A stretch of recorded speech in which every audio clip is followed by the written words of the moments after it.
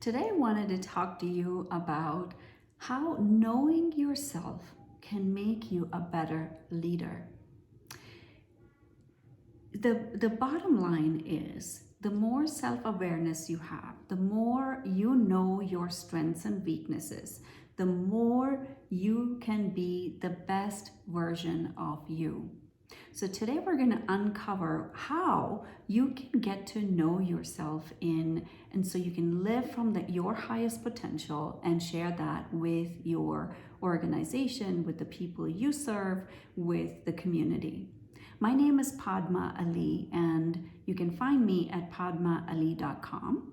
And so let's talk about what it means to know oneself. Can you truly, fully know yourself? The bottom line is no. The answer to that is no, because we all have blind spots, and there's a reason it is called a blind spot, because there are things that you may be consciously aware of yourself, and there are things that you're not consciously aware of yourself, which is what is the blind spot.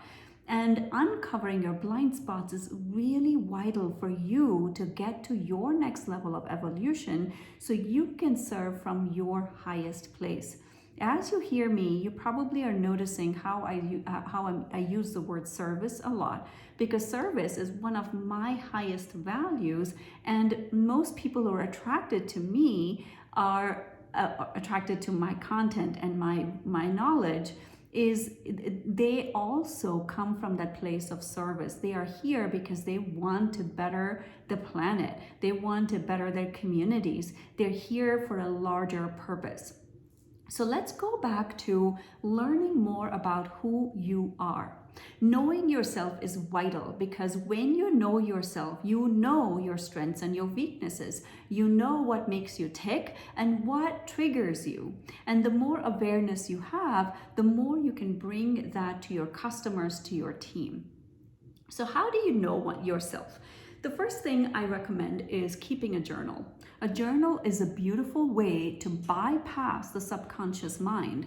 And the subconscious mind is where the blind spots lie. So using a journal is helpful in really digging deeper into allowing that information to come through.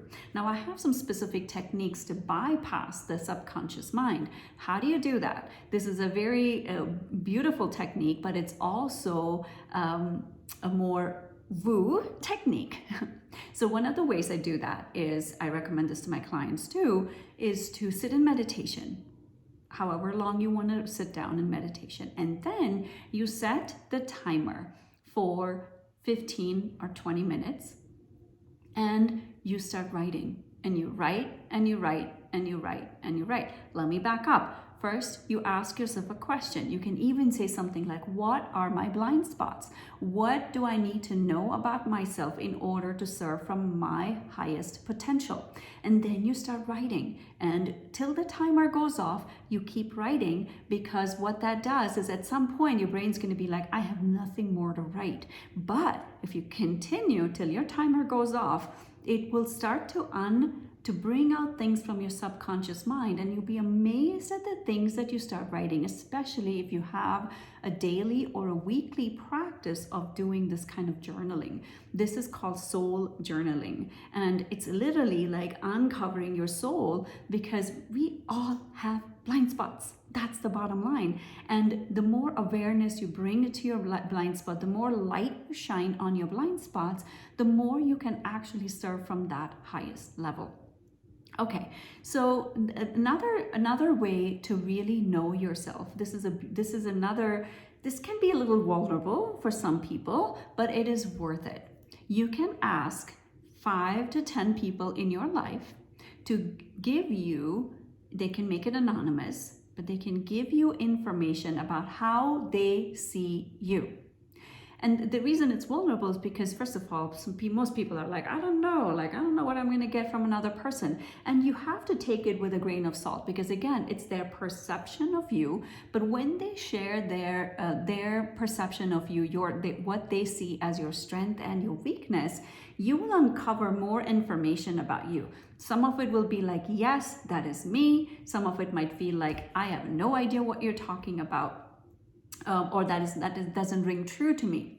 So, for example, one of my mentors shared something about me and said that, that he shared information about, like, he just said how he saw me. And it was so helpful, even though part of me was like, oh my God, like, I feel so naked, because he was able to see through the facade, the layers, and layers that I wasn't even aware of. It really, really helps see, like, oh, this part is still something I need to work on. So it was very, very useful from that perspective. And the third way for you to understand more about you is to hire a coach or someone who can see you. Sometimes we need people. I've always had coaches, I've always had people I'm working with that I get to learn from, and that also can see my own blind spots. Sometimes people, when you have someone look at you from the outside who can see what's possible for you, things that you're not even aware of. Like, some of my coaches have really helped me see what I am capable of and what is possible for me, things that I'm not even aware I can do or I think I can do. Remember, everything is just beliefs that hold you back, right? And so when you have someone be able to see you, who you are, then it is going to help you see yourself better. And it is an incredible practice. So either hire a coach or work with a mastermind, because these are people that are going to elevate you to the next level of evolution. Now remember, we're all growing, we're all evolving, we're all on the same path. Some few steps ahead, some few steps back, but we're all on the same path. So when you work with somebody and they can see that about you, it's going to help you see yourself better. Stay curious. That is my fourth tip strategy to you. Stay curious about yourself. Do an self-evaluation or debriefing with yourself pretty much every day. So every night I have a practice where I just sit and reflect on my day, see how it went, what worked, what didn't work, how could I have done something differently, how could I have changed some things, what did I do that was really amazing for my own self. Can I pat myself on the back for that? So these things really help me to see myself. And just do a self-reflection. I'm always reflecting, especially on certain weak aspects of my life. Like parenting can be very triggersome at times for me, because children are always, they're your best teachers, but they can really help. They're constantly mirroring you. So parenting is one area that I often use to see, how can I change? How can I improve? What needs to happen differently from me? And similarly with work, I'm always looking at what are the different ways I can shift and make things happen differently if I need to, or what is working and what needs my attention in a different way. So it is really these four practices are going to help you know and understand yourself in a deeper way. And the more understanding and knowing you have of yourself, the more easier it is going to be for you to build a very cohesive team, to share your gifts with the world.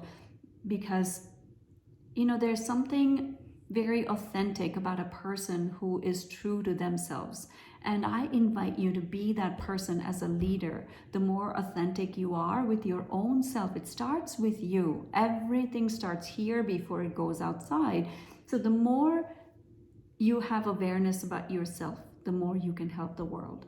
Thank you for watching. Again, my name is Padma from padmaali.com. Subscribe to the channel below and share your thoughts and comments. I'm very open to hearing what worked, what resonated for you and what didn't. So much love to you. Take care.